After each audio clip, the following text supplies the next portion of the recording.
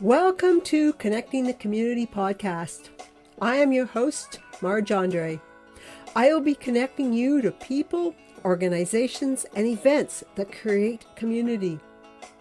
I am creating this podcast in Richmond Hill, an eclectic and very culturally diverse community with lots of trees and streams and interesting people, just up the hill from Toronto. On this podcast, I have the pleasure to talk with Clara Fraschetti. She is heading up the Lively Loaf venture at L'Arche Daybreak. Welcome, Clara. Thanks, Marg. Thanks for having me today. Oh, I am so glad we found the time to have this conversation. I really want to know more about what you are doing. So, as an introduction, I was thinking, do I ask you to introduce yourself or introduce L'Arche? I am thinking that there are many people that could be listening to this podcast that don't know about L'Arche. So can you Okay. sort of set the stage? So L'Arche Daybreak is an kind of an institution in Richmond Hill in the sense that we arrived here in 1969. The land was donated to us way before any of the subdivisions that exist here. We began as a farm. We worked the land until the land around us was sold, and then we had to kind of shift our focus. We are people with and without disabilities in mutual relationship with each other.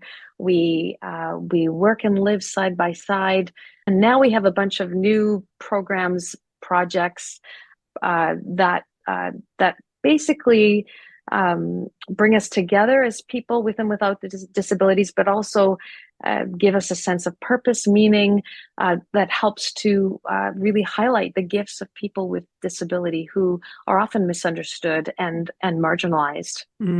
Yeah, no, it's great things happen up there. It's such a just a good place that I'm proud that's part of Richmond Hill. But I've met lots of people who've lived there for a long time and really don't know about L'Arche Daybreak. So I encourage them to explore more, and I'll certainly put a link in the website to let them do that. So can you introduce yourself? Sure. So my name's Clara Fraschetti, and if you're Italian, you would say Fraschetti. Mhm. And I came to L'Arche actually in 1990 when I was a freshly graduated university student. I lived in one of our homes for a few years, and then I needed to kind of leave and explore other vocational interests, but I always felt this tug to come back. So I kept coming back, and then eventually I came back in a more permanent role. I actually met my husband here. We have 4 kids, and so my roles have changed from time to time. But I'm primarily the director of the Day Spring, which is kind of a gathering place, a meeting center, a retreat place. It's a place where our community gathers to nurture our community life. But something began to shift when the pandemic hit us, and I think that's going to lead us to our conversation about the Lively Loaf. Yes. So, yeah, I suspected that you did not have training on bread baking, that you are not a baker by trade. So, yeah, let's get into this Lively Loaf program. How did Hmm. it get started? So during the pandemic, this center, this called Day Spring that I work at, it is a place that brings people together. And as you can imagine, during the pandemic, everything was shut down, and so we were, as we have 8 homes in our community, we couldn't be together, and so I was assigned to be with one of our homes. And it was great actually to be rooted back into the day-to-day life of being in a home. However, people felt isolated and alienated from each other. And I, like many people during that time, began sort of looking for ways to make life interesting and meaningful, looking for ways to connect with others. As you know, Zoom became a phenomenon. So bread baking became one of those hobbies that emerged out of, because people have time there was a yeast shortage, there was a bread shortage on the shelves. So I was part of that trend of kind of discovering this ancient way of making bread, which our grandmothers knew about, and probably even my mother, but we had lost touch with that whole tradition. And it was neat to see young people reacquainting themselves with this whole trend. And I was one of them. I was taught by a 24-year-old over Zoom. She spent 24 hours with me over the course of 24 hours, teaching me the process. And I was just bitten by this bug. So I began signing up for workshops and watching people online and YouTube, following bakeries that have kind of learned about this ancient way of baking again. And I thought, wouldn't this be a great way to connect with people? So started a little sourdough club, and we called it. It was started because a man who I was supporting in the house that I was connected to, the Red House here at L'Arche Daybreak. His name is Dave, and I was telling Dave about my desire or my interest in practicing to learn this sourdough process, and he said, "Well, Clara, I would like to bake bread with you." And so Dave and I started baking bread together. And then we thought, well, if we can do it, maybe others might be interested in doing it as well. So that's when we started inviting others. We began ordering bread kits online and started learning together how to make sourdough. And then before we knew it, we had seniors joining us who were feeling isolated at home, young people who were working remotely, looking for a way to connect with people. And so we created these kind of 6-week modules where we would learn the process from A to B to C to D and so on. And it was fun. It was a lot of fun, and people could show off their loaves, and we'd walk every step of the way with people, and they were buddied up with somebody from another home, from the other homes at Daybreak, plus beyond that in a neighborhood. And so together we began learning this. So then when the pandemic was over, our community director, Trish Glennon, approached me and said, "Do you think we could maybe continue something in person?" And so then we actually visited a local mill. I don't know if anybody knows about K2 Milling in Bonhead, Ontario. It's just about 30 minutes north of here, outside of Bradford. And Brian King, who is the miller there, has been very generous in providing freshly milled, locally grown grains for us. And so that relationship kind of cemented sort of a program that we now continue. And we provide a bread subscription program for people who live in our community, volunteer here, family members of people who live here and work here. And that's been wonderful because it's provided us a little bit of capital to be able to work with, to be able to bake the bread. We've gotten some generous funding from some funding programs that have seen the promise in what we're doing, and so we purchased a bread oven, we purchased a mixer, a commercial mixer, a cup, a fridge, a freezer, all the basics that kind of, with some work tables. And so now we're kind of in this full-blown program where we're baking at this point only about 30 loaves a week, but we hope that we now can grow with all this new equipment. Woo. Okay, that tells the story. You've answered lots of the questions I had. Like I thought, you can't have an industrial bakery, but you're getting there, and I love to hear that. I'm not surprised that people have stepped up and organizations have stepped up and supported you. It's great to hear there's a local mill who is again doing some great work with you as well, and that sounds great. But 30 loaves of bread, I think you need to work harder. I'd hate to say that. So, Yeah. but I also will put this, I have a list of what I call pandemic positives, and this will go on the list. So that is excellent. Yeah. So, yeah. So I think you've Thanks. answered the question, like, why sourdough bread? Like, that was one thing not rye or whole wheat. Like, what sourdough is just because of the special yeast like, Well, let 20 me years ago, explain 40 years that. ago, Yeah. I used to make sourdough bread. Okay. Well, then you were ahead of your time. Yeah. Um, so I so sour the reason why sourdough is significant is because as like commercially produced yeast provides one strain of yeast and provides it with gusto. It's and they package it and they put it on the shelf and it's shelf stable and you can just buy it and make bread with it. Sourdough is a little bit of a different thing. It's basically harvesting natural yeast that's in the air by providing food for it, which is water and flour, and that is it.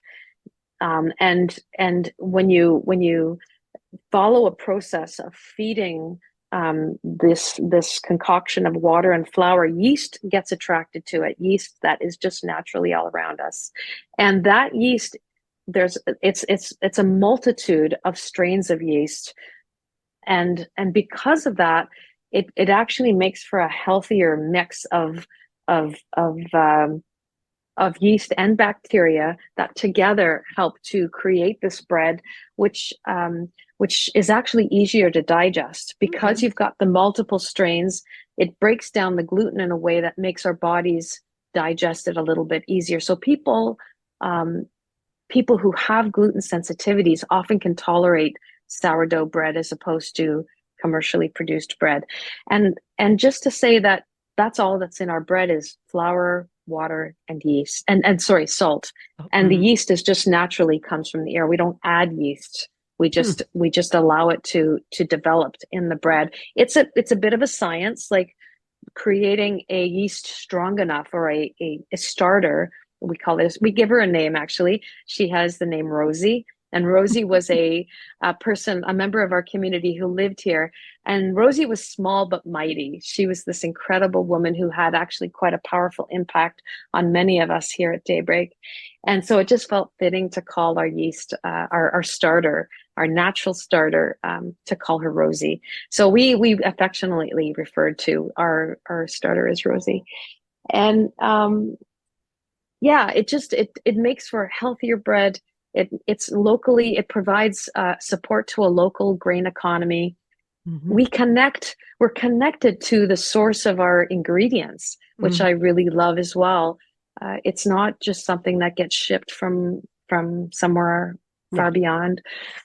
So there's something about that is really, to me, kind of completes the circle of Mm. making bread locally.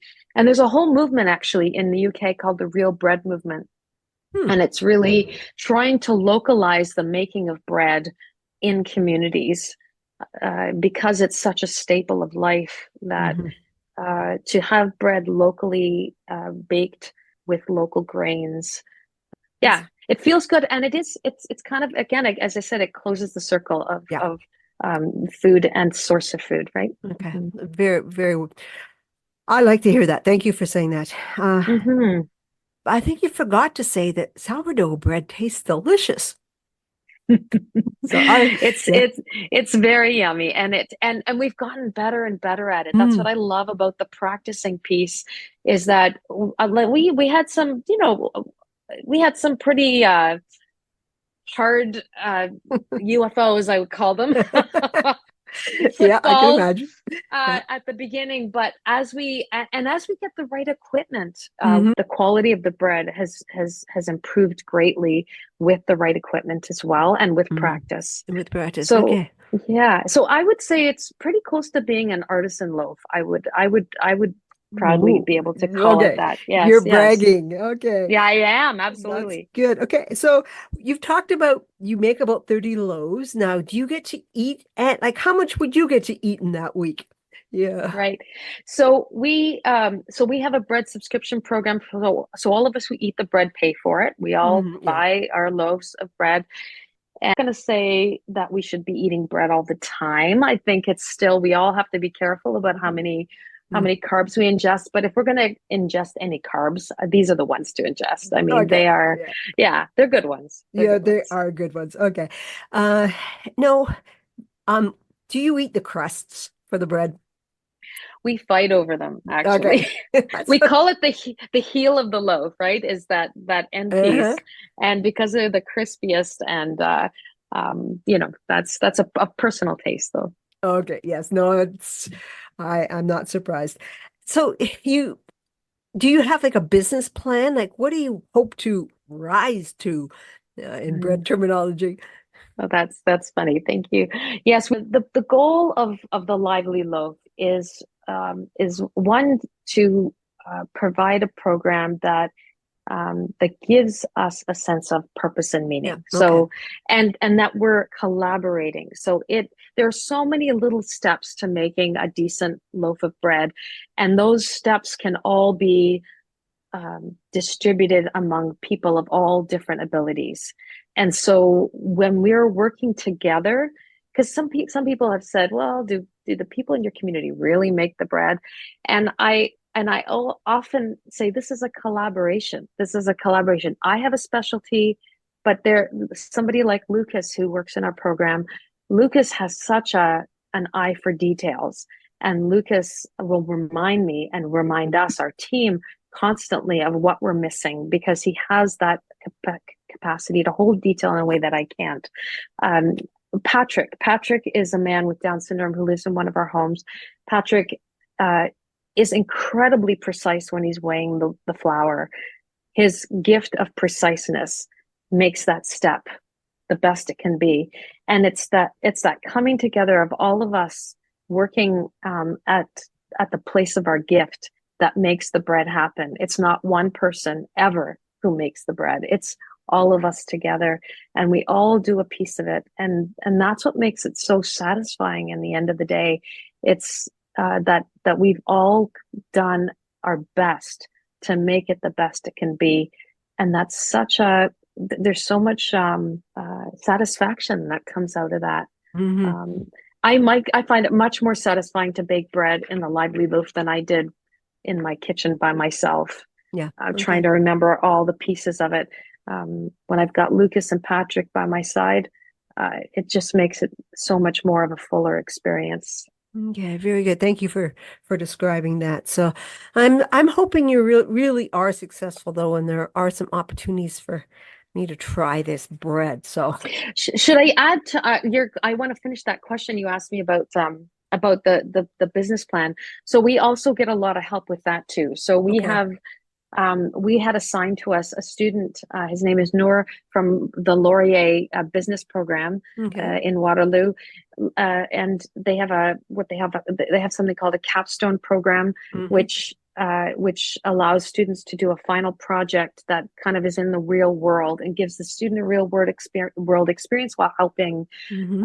and in our case, a potential social entrepreneur. Hmm. And so we partnered with Noor to develop a business plan together. And so he took us kind of as far as he's able to take us. And then the hope is that we'll get another student who will come in and then, kind of continue where Noor began. And so it's that collaboration piece. It's Hmm. drawing on all these gifts out there that can help us take us a little further. Whoa, that okay. That is a very nice answer to that question. Much more than I thought Yeah. there. Okay. So I'm imagining walking by it's the red house that it's baked at and just No, smelling. it's the meeting hall, actually, the Oh, the meeting meeting hall. hall. Yes, okay. Yes. Okay. I'm just imagining walking by there in the beautiful grounds and just smelling the bread. But the place, the L'Arche, it's not that far from the craft studio.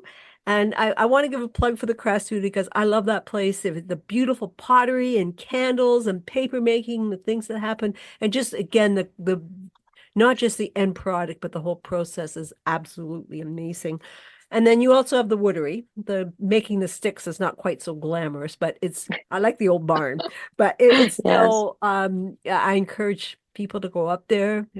It's open Monday to Friday. You are closed at lunchtime. I'll put the hours in the podcast notes as well. But anything you wanted to add about the studio? Well, the studio is actually been a great mentor for us because the studio began, oh gosh, how many years ago? Probably maybe 20 years ago, if I maybe longer than that. Hmm. And so they've been at this for quite a long time. And I'm constantly meeting with Deb, who is the project coordinator there, and so she has a lot of tips, a lot of wisdom, from their experience. So we're hoping that we are collaborating. I mean, we work together all the time. We had a fundraising event for Ukraine, L'Arche in Ukraine, where we did some baking. We had a little concert. There's an assistant right now in our community from Ukraine. She gave a concert. The craft studio sold some things to help raise money for Ukraine. So little projects like that are a great way to use kind of the best of all programs coming together. Okay, Yeah. very good. There is another reason for people to be involved with L'Arche Daybreak. Coming up soon, May 11th, you have your walk with hope. You really do galvanize the community. So can you say just a little more about that, and how far are you walking? Are you doing the longer walk? Yeah, well, usually I would do the longer walk, except I'm a volunteer coordinator this year Okay. at the walk. So I'll be meeting actually with local high school students who will be coming from St. Teresa of Lisieux, Our Lady Queen of the World. The walk starts at Our Lady Queen of the World, and from there at 10 o'clock on May 11th, our goal is to raise $90,000. Okay. And there's usually about 350 people who join us. And it's quite a sight to behold, watching all these folks with the same colored hat walking down through our route. And yeah, there's a 2-kilometer walk and a 5-kilometer walk. And we really invite people from the Richmond Hill community to come and join us and just to celebrate being community together. Yeah. That's what it's ultimately about. It is. Yes. No, it's a fantastic event, and you've been doing it for a number of years. And it's you do have a celebration. You've got a barbecue afterwards and some entertainment. So it's fun. It's not just going for your 5K walk. So No, doing yes, and there'll be face painting, there'll be tattooing, or not tattooing, rather, hennas. yes. Okay. Yes, the craft studio will be out selling some stuff. Yeah, and the mayor, I think, is joining us, so that's Yes, I very think he exciting. does. Yeah. Yeah. I know he's a big supporter of what you're all about there. So that's great. Mhm. Anything else that you wanted to add? Just that the funds for the Walk with Hope, one of the primary focuses of this will be to help improve the access of our homes, and our programs, and that's really important. That we some of our homes are older and need some updating in terms of accessibility. So this will be a big part of where the money will be going Okay. this year. So Yeah, no, thank you for saying that. It's like many of you, the residents do need assisted like wheelchairs and such. So you need to have wide doorways and all of those. So I do hope Yes, you're very successful for that. thank you. So I do end the podcast with the guest's response to the same question for everyone. Name one thing that you really like about this community. Well, when I look around Richmond Hill, I think the thing that I'm struck with the most is the incredible diversity here. At least from our property, you can go in one direction, probably just a kilometer, and you'll hit a Hindu temple. The Islamic Society is just north of us.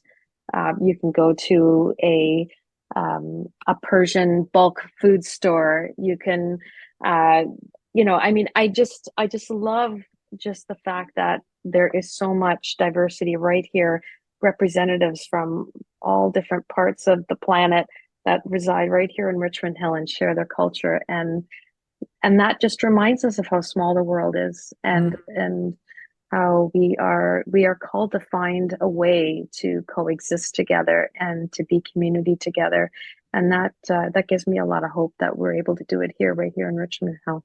Very good. Okay. Other people have said that diversity is something they love as well. So I'm glad to hear that from you too. So thank you for that. We will add a lot to the podcast notes because we talked a lot about a lot of different things, to opportunities, some of your more information about the Lively Loaf program, the Walk with Hope, your studio. A lot of great things are happening up there. So thank you, Clara, for taking the time to do this podcast. Thank you for listening. I would very much appreciate you sharing this podcast. Please tune in next week as we continue to explore the community. Consider emailing me at Marj, M-A-R-J, at marjandre.com. I welcome suggestions for podcast guests. Stay well, stay connected.